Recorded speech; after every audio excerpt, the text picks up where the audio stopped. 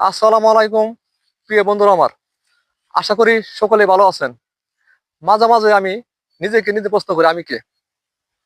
এই পৃথিবীতে আমি যখন ভূমিষ্ঠ হলাম, কাউকে আমি নাহি চিনলাম।